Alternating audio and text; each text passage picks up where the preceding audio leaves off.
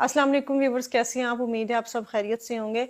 आज जो बात मैं आपको बताने वाली हूँ उसको सुनने के बाद आप लोगों के पैरों के नीचे से ज़मीन खिसक जाएगी। आज जो मैं बात आपको बताने वाली हूँ वो हकीकत पे मबनी है, मेरी अपनी आंखों देखी।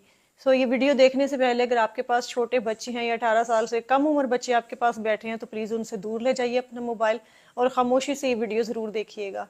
आपके 2 मिनट, आपके 3 मिनट शायद आपके बच्चे की ज़िंदगी के लिए बड़े ज़रूरी हों।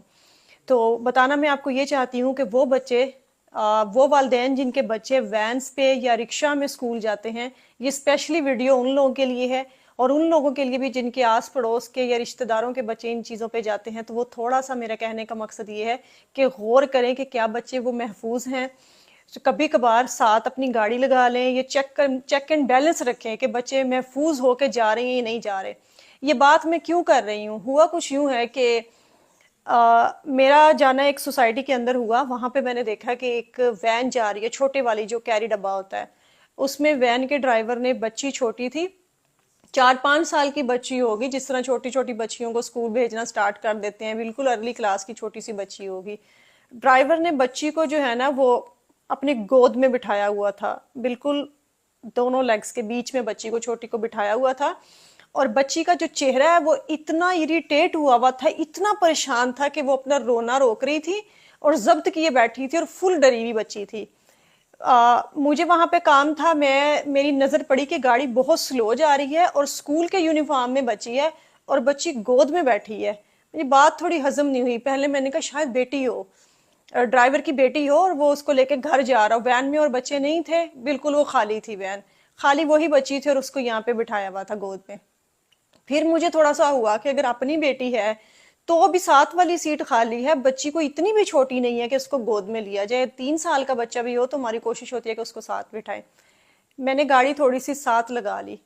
गाड़ी वो बिल्कुल स्लो स्लो चल रही थी और जब मैंने गाड़ी साथ लगाई तो मैंने देखा कि ड्राइवर ने, मतलब बताते हुए मुझे खुद शर्म भी आ रही है और मेरा जो है ना वो कह लें कि दिमाग फटने वाला हो गया देख के कि उसने अपने कपड़े जो है वो नीचे किए हुए हैं और बच्ची के भी कपड़े थोड़े से डाउन किए हुए हैं। मतलब इससे ज्यादा साफ अल्फाज में मैं आपको नहीं बता सकती। आप समझदार हैं, आप समझ जाएं कि मैं क्या बताना चाह रही हूँ।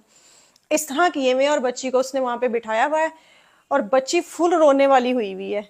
मैंने साथ लगा के हॉर्न शॉर्न मारे हैं, उसको रोकने के लिए कहा। साथ साथ गाड़ी उसकी चल रही थी और साथ साथ मैं कभी आगे हो रही हूँ कभी पीछे हो रही हूँ ना गाड़ी के। मेरी गाड़ी उस गाड़ी के आगे पीछे हो रही है कि चेक करने के लिए मैं उसको देखना चाह रही थी। जब मैंने ये सारी सिचुएशन पे गौर किया तो उसने स्पीड बढ़ा ली गाड़ी की और बच्ची को, इसी दौरान बच्ची को उठा के साथ कर दिया। गाड़ी वो भगाता रहा भगाता रहा, मैंने भी गाड़ी उसके पीछे लगा ली और उसके बाद वो एक और इलाके में एंटर हुआ है। उसी सोसाइटी के बाहर का एक इलाका था, गलियों में जाके मेरी गाड़ी मुसलसल उसके पीछे रही।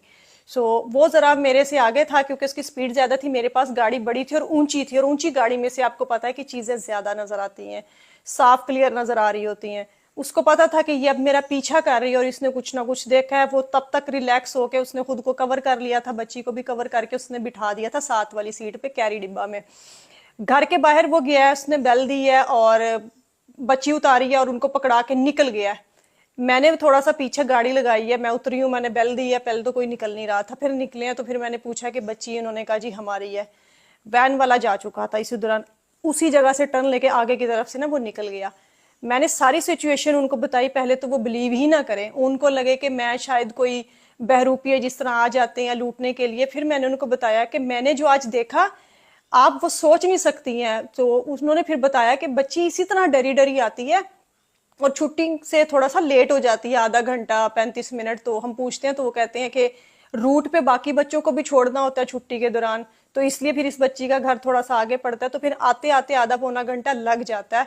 और बच्ची ऐसी सहमी भी होती है, तो हमें ये है कि शायद स्कूल जाती है, स्कूल जाने वाले सारे बच्चे ऐसे डरे डरे होते हैं।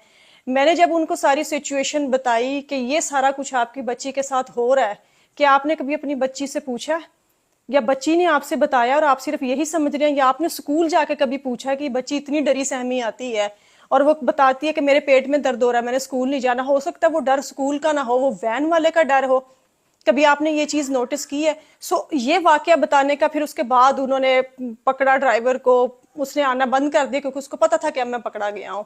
फिर भी उन्होंने उस तक एक्सेस ली, उसको पकड़ा और उसके बाद जो उन्होंने उसका मामला किया वो एक अलग केस है। मुझे ज़्यादा लंबा मैं उसको नहीं जान सकी क्योंकि वो किसी का पर्सनल मैटर था, मैं उसमें अगलों को भी अजीब लगना था।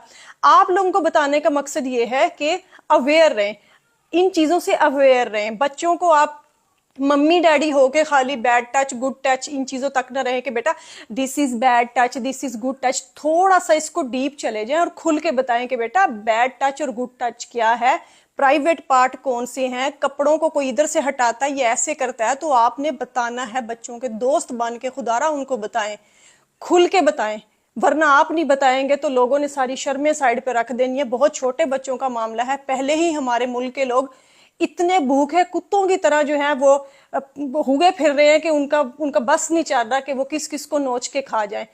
ये आपके बच्चों की जिंदगी का मामला है, हो सके तो इस वीडियो को आगे दूसरों के साथ भी शेयर कीजिएगा। बहुत से शरीफ लोग हैं, अगर खुदारा कोई वैन ड्राइवर या रिक्शे वाले ये वीडियो देख रहे हैं, मेरा कतन मकसद ये नहीं है कि मैं किसी पे इल्जाम लगाऊं, लेकिन आपके भी बच्चे हैं, बाकी सारी कौम के भी बच्चे हैं और बच्चे सबके इतने ही प्यारे होते हैं सबको। मेरा कहने का मकसद है कि किसी को नहीं पता होता कि आगे वाला बंदा है उसके इंसान है या शैतान है। सो नजर रखें और बारीकी से नजर रखें। सारी दुनिया के काम एक साइड पे, लेकिन ये काम सबसे ज्यादा जरूरी है। अच्छी लगी तो इस वीडियो को जरूर शेयर कीजिएगा ताकि बाकी लोग भी इससे सबक हासिल कर सकें और थोड़ा से अपने बच्चों के बारे में मोहतात रहें। बहुत बहुत शुक्रिया, अपना ख्याल रखिएगा। अल्लाह हाफिज।